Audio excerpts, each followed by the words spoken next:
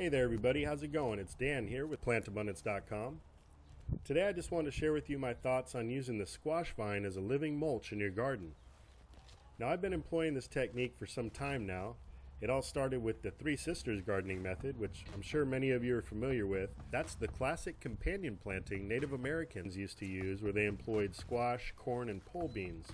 Well, I've been using the squash as a way to help regulate soil temperature around my young fruit trees, creating a microclimate, helping to suppress weeds, and also it helps deter pests because of the prickly hairs that are on the plant. I've even noticed that with my backyard chickens, they tend to leave the plants that are nearby the squash alone when I've got everything planted densely like this. They may crawl in there and lay some eggs, but they tend to not scratch, so it works really well that way.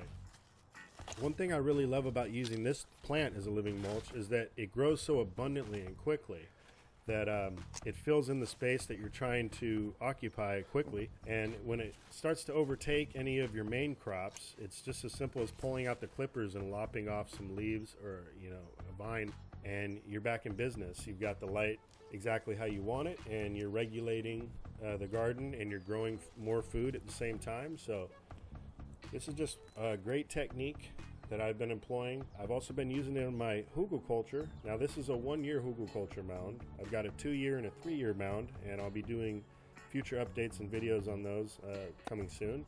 But you can see here, this mound is still pretty bare bones. It didn't get too much compost or soil on it, yet this one squash plant has gone bonkers and has just helped to green up the entire hugel bed, creating all this microclimate under here, where I can just plug in a plant at this point, and that plant's going to have a great chance of survival because of the dapple shade that's down there, the fact that it's camouflaged from the birds. So you can really employ this technique throughout the garden, anywhere you've got a bare area that you want to protect and maybe grow in. I'd highly recommend using the squash.